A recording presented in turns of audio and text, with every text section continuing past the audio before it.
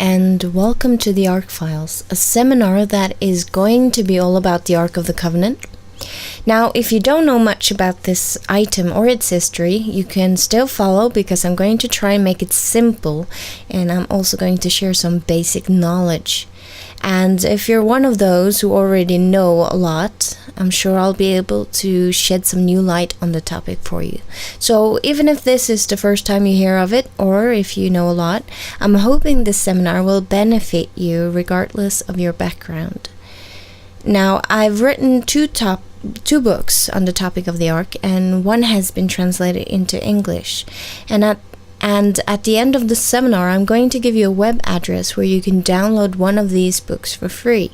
Now, I don't like to speculate too much, and I'm a great fan of looking at just the facts. However, I do think that this book contains facts, and therefore it's going to be our guideline throughout the series. Now, the Ark of the Covenant is the most holy object described in the Bible, and it once stood in the Jewish temple. Then it was lost. There has been many theories on what happened to it, but the Bible itself doesn't say what happened. Some think that it had supernatural powers. Others, they don't even believe it ever existed. In our days, the Ark has been portrayed in at least one fantasy movie, and here's a rather large replica from the carnival in Rio, and here in Jerusalem is a replica being escorted by Christians and Jews at Sukkot. There has been several claims that the Ark has been found. Some say it's in a cave in the desert. Some claim it's in a church in Ethiopia, and some claim it's right underneath the Dome of the Rock in Jerusalem. Here you can see Jews praying in front of the famous Wailing Wall. And of course they're praying towards their Temple Mount, where their temple once stood, and where the Ark of the Covenant was. Now, the Muslim mosque is standing at the same place, or at least very close to where the Jewish temple once stood. And this is, of course, creating a lot of emotions in both Muslims and Jews. And some Jews are thrilled with the idea that the Ark would be hid right underneath the dome, indicating it to be their rightful property. Some people even wants to tear down the Muslim mosque, and others don't believe that the Jewish temple should be rebuilt until the Messiah comes. And we're going to look briefly at some of these claims. However, we're going to have our main focus on the claim made from a man from Tennessee. He started excavating in Jerusalem in 1979, and he claims he found it in 1981. His claim was shocking to many because he claimed the Ark was and is hid right underneath the Golgotha escarpment where Jesus was crucified. And he said there was an earthquake crack going from the crosshole down towards the cave, and that blood had gone from Christ's side and down onto the Ark. So we are definitely going to look into this claim. But first, we're going to go through the basics so that anyone, no matter what background, can follow this topic. The story behind why God had the Ark of the Covenant made. So, according to the Bible, in the beginning, there was a God who created the heaven and the earth, and the first human couple, Adam and Eve. And God gave them the right to rule over the planet and over all the animals. Their main home, or their base of leadership, was in a garden called Eden, where God had planted two special trees. One was the tree of life, and the other tree was the tree of knowledge of good and evil. They were not allowed to eat of this particular tree. God planted this tree in the Garden of Eden as a representation of their loyalty to their Creator and Supreme King. Now, some think this was the only commandment, but there was another. After the creation, God sanctified the Sabbath and made it holy, a memorial of Him as the Creator. So Adam and Eve had to sanctify this day also, and they were not allowed to touch or eat of the fruit of this one tree. And they were happy. However, a war had started in heaven, a battle between one of God's great cherubims and God Himself.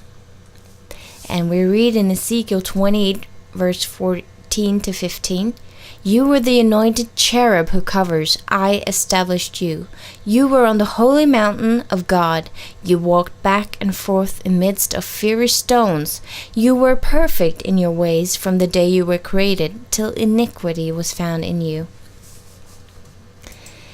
And from Isaiah, how you are fallen from heaven, O Lucifer, son of the morning, how you are cut down to the ground, you who weakened the nation. For you have said in your heart, I will ascend into heaven, I will exalt my throne above the stars of God. I will also sit on the mount of the congregation, on the furthest sides of the north. I will ascend above the heights of the clouds, I will be like the Most High. Now notice the words like the Most High. Like God, he wanted to be like God. Now there is a lot of mysticism around his name. He's not just known as Lucifer, but also the devil, the serpent, and Satan. Now in the Bible, names are sometimes used to reveal someone's character or someone's function. The word Satan simply means the opponent. He wanted to exalt his throne. He did no longer wish to follow God's leadership, and he convinced 1/3 of God's angels to follow him instead. On earth, he came in the form of a serpent, and he tempted Eve to eat of the forbidden tree. So, you could say that Eve's sin had some similarity with the cherubim's sin, and that's why it was so serious. He claimed that instead of being God's loyal child, she would become as God. But God had said that if she was disobedient to his law, she would receive a death penalty. Attempting to become as God herself, she broke one of the commandments of God, and she was registered an offender of the law and received a death sentence along with her husband, who also ate of the tree.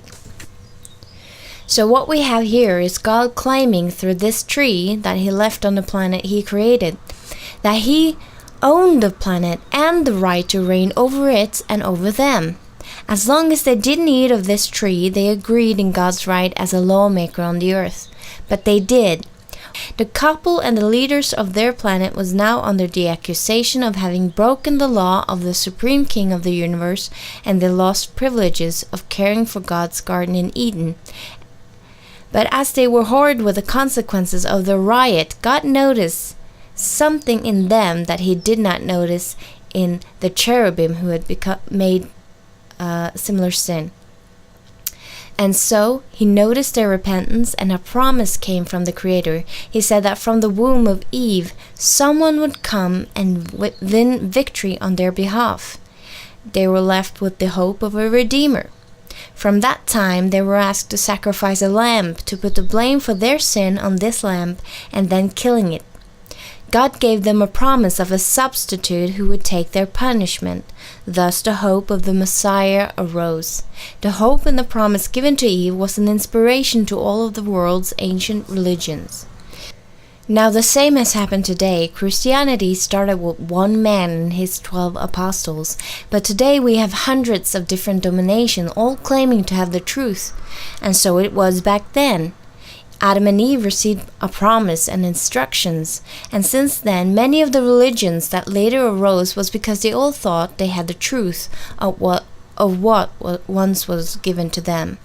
But of course all of them couldn't have the exact truth. So a woman with a child that would be a hero was a part of the early religions after the flood. Egypt and the kingdoms of Mesopotamia, the great nations of the past, they all had it in their religion too. Many claimed to be this hero, but truth had become so corrupted that God needed to have a group that would represent him and the truth of him before the rest. Around this time, the Creator chooses a man, later known as Abraham, to guard the truth of him. His grandchild, Jacob, was also called Israel, and his 12 sons became the 12 tribes of Israel. They ended in Egypt, where they were made into slaves of Pharaoh.